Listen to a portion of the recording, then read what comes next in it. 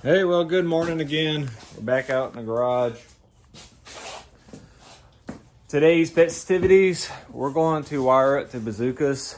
I'll show you what I bought and what my plan is, and we'll just go through it and see what happens and see if actually hooking up these amps, hooking up the amp to the bazooka.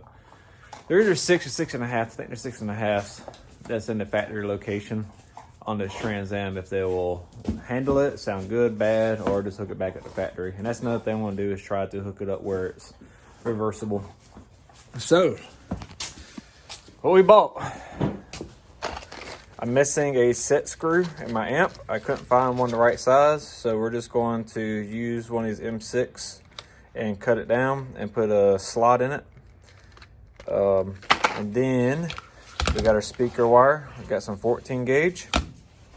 And other than that, we're just going to start plugging away on getting this open. So it's cold outside. If you don't know, the shocks on these things can be kind of weak in the cold. So hopefully our trunk opens, and it does. We got lucky today. Yesterday it didn't open. I had to put the key in it and a kind of assistant, so that's cool. So I'm going to remove this door panel, and I'm going to remove that door panel. The only thing that really holds it in, if I remember, is the actual coat hanger. Oh, what the heck that was? It scared me. I thought it was like a animal, a cat or something. So anyways, I'll show y'all that instead of talking it out, and that way y'all got to see more action and less talking. So anyways, let's do it. So, middle of talking it out with y'all, I remembered I had bought some set screws. I totally forgot all about it. I don't think we got any that's going to fit, but maybe. I was trying a lot of these different ones at Lowe's yesterday, and they did not fit very well. So what we're going to do, I can't get it by myself. We're going to try different sizes. I think it was around a 5/16 into that one, I think. Let's try them. And the other one's in here, because I took it as a sample. And hopefully one of these fits, and that way I don't have to cut one of these down. Let's try it. All right, so found the gamble. Probably should have been doing this for a while. Just go ahead and hook this up so I can actually work and talk it out with y'all instead of just talking it. So let's try to find the right size. That's way too big. That's gonna be close. Nope, that's too big. I got a feeling it's gonna be metric.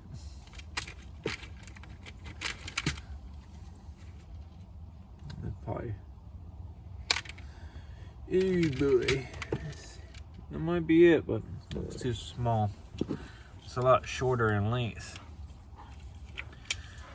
Let's see here. I got an appointment this afternoon, so I kinda. Oh, it ain't gonna fit good because they're standard. Be close enough. Let's see.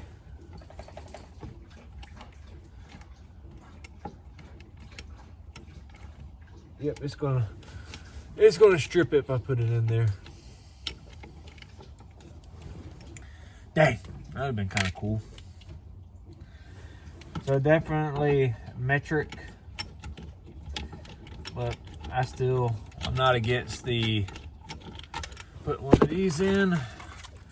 Hopefully it fits. It didn't fit the best over there, and I still might go to Ace Hardware and get the correct set screw. They have a lot better selection on your specialty type stuff. Yep, that fits good. So this is definitely an M6. The cool part is I can run it like this. This doesn't look good. At least we can test out the bazookas and let's see. They don't look too bad. Let me show y'all, and then I'm gonna show y'all what we're gonna do. Let's see, get y'all rotated up here to me. I'm gonna show y'all what we're gonna do in the car, and I'm gonna start just knocking it out and just keep giving you an update. All right, so we're in the interior of the car. These latches here have to come out.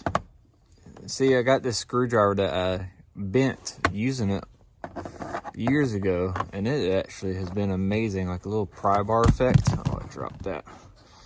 So yeah, we're gonna take that out. It just slides out.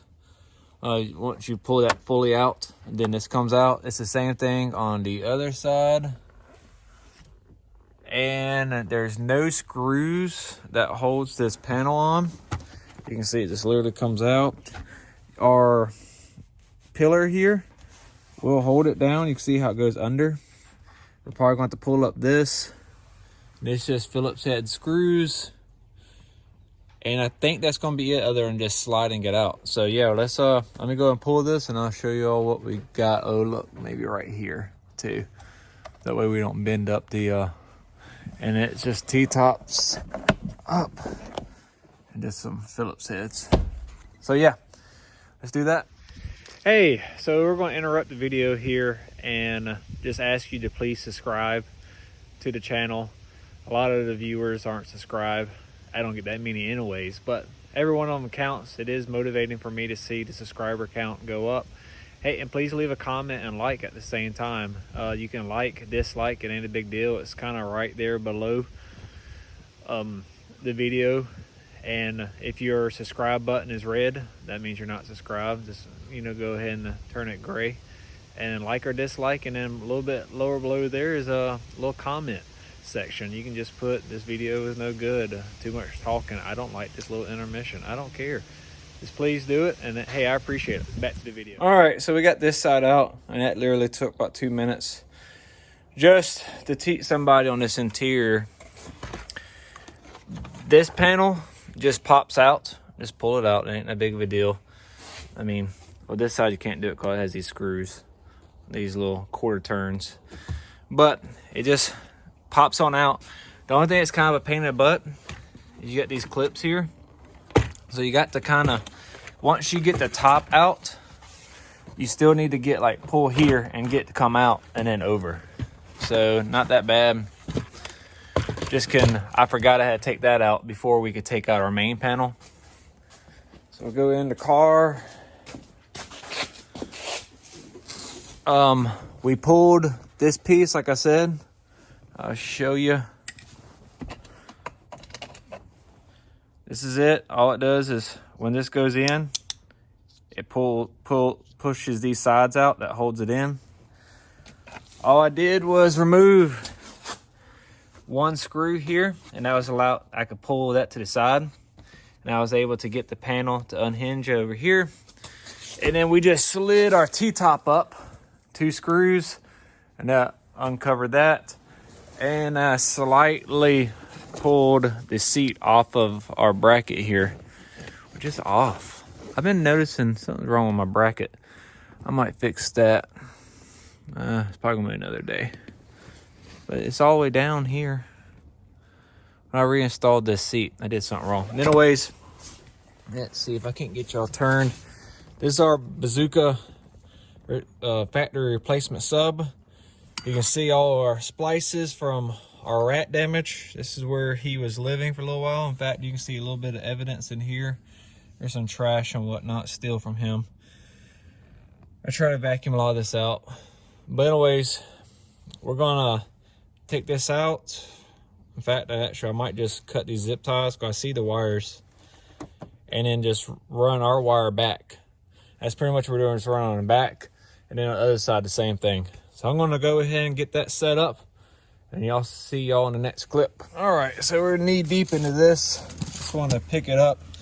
So I did have to take the speaker out because I didn't know which one was negative, and I was like, I need to start having a process for this. So what I did is I put zip ties, black zip ties on my negatives, so I would know how to wire it up. So What that means is I'm not going to use my fancy heat shrink type connectors. I mean, I've already got a billion splices here. I'm not trying to be slick or clean. It'll be all behind the panel.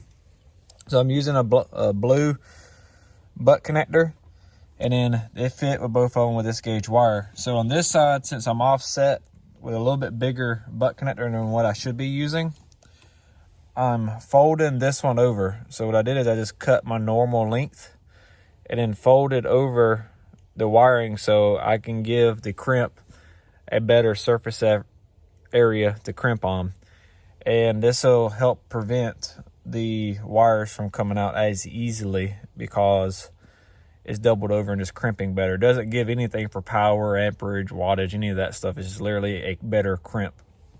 Also, something while I'm in here, this is something that was suggested to me through LS1 Tech. I can't remember the member's name, but he suggested getting this like dyno sound deadening and putting it around the speaker just to help give it like a better gasket seal. Said it helped with the subwoofer quality.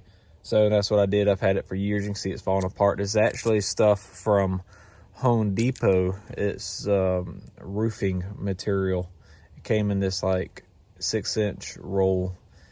I did hear later that if you did a lot of this stuff has like a asphalt tar base to it, the way it adheres and the stickiness.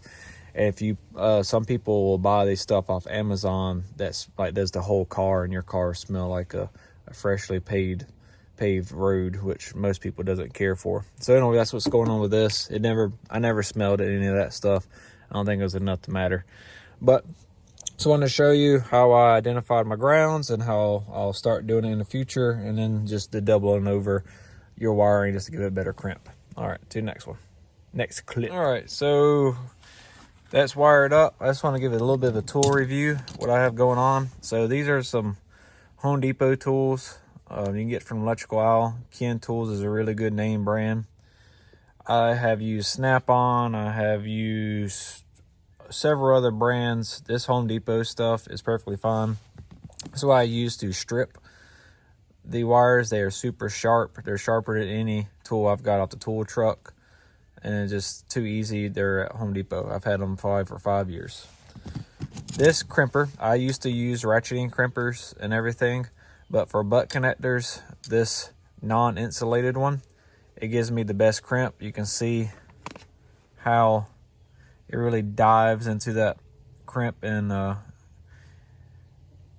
really secures the crimp really good. So I've started using these. I actually got these from Home Depot. Harbor Freight, and they have worked great. I've had them for about 2 years. You can see surface rust and all that stuff, but as far as the way it functions, and you got the cutter tip on the top, it works great. So this is from Home Depot. Highly suggest it. I got 2 or 3 sets of crimpers that are ratcheting style. One of them I think brand new is like $1,000, but it only works good on those specific splices that it's made for. And this is my zip tie tool. It was given to me from an older gentleman back when I was working at a certain maintenance facility. And so yeah, I'll show you how this works. And that's one reason I was getting ready to pull this out and start zip tying, and it's like, well, let me show everybody. So I'm going to try to do it one-handed, but kind of take your zip tie here, you wrap it around where you want to go. It's going to be really difficult.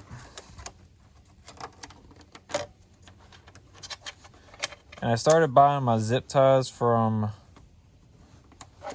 Walmart and just buying it in these big old packs. Stopped buying them in little sections at a time because I just realized I'm going to need it.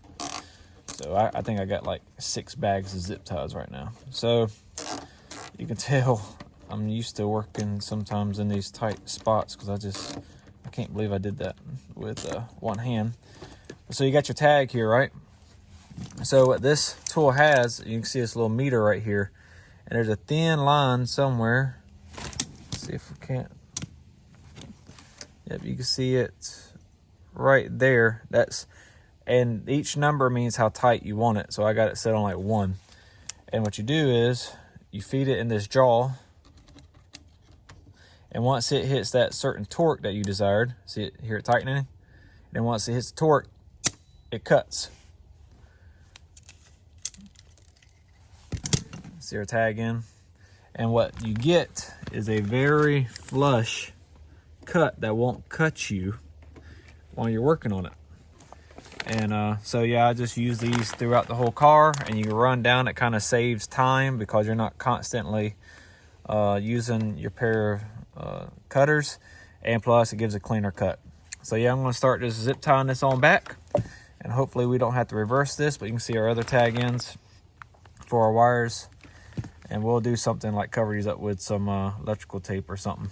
But yeah, just want to show you that. All right, so we got this side wired up. I went ahead and put it back together, no big deal. I was going to show y'all how to take this cover off. It's really simple. Let me get a screwdriver. You need a decent one. And goodness. Okay, I guess we'll use something like this. I don't know. But you can see when you use the wrong one, what happens is it gets chewed up. But pretty much you just want to move this till it says unlock. You can get replacement screws at like Hawks Motorsports and stuff like that. But then it ain't nothing but lift up on it. So get them out. And it's almost the same thing on the other side, but you don't have these quarter turns. Make sure you take this off. And then this is where I was talking about. You got clips right here. Just pull up on it. This one's being a booger bear. But same thing, we got the component speakers, or what the factory is using. You can see the back side of them. But here we are. I still drive this car a lot. It's just got a spare tire. And now we're going to remove that front panel, just like I did the other side. Run our wires around again and see what happens. Right now, I did do a little test session. Our amps turned up halfway. Everything seemed to do good. I didn't turn the volume up too loud because I don't want to risk. It's going to change the way it's ohmed out with watts and everything once I hook both of them up, and I probably could turn the amp back up to 3/4 and have everything working good again. I did get a copyright claim on my other video. I don't make no money off these videos anyway, so no biggie. I'll try to show y'all. I don't know if I'll play music again or not. Kind of learning the whole copyright claims and strikes and all that stuff, but I'll test it and just give y'all a review most likely. All right, so still see our screw here, but this is pretty much it all put back together, all interior back together. Ran an audio test, kind of seeing how everything went. It's all right. Don't know if I like them there on that amp, cause me turning up the amp to make the 6.5 perform, I think I'm overpowering the bazooka subwoofers.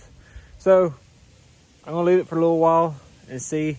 I'm already like having to run a lot of bass to get that 6.5 to perform. So I got it about mid-level right now, where yesterday I had it at 3/4 of a level.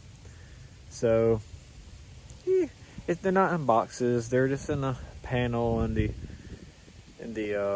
the cell panel there, so they're not really metered properly with air, you know, like an enclosed box does to help them perform and kind of tunes the speaker, I think is the proper word. But anyways, I like it. Hope y'all enjoyed my adventures today. It's probably all I'm going to do. And I don't know what the next project is, but I'll put out a video when it is. Appreciate it.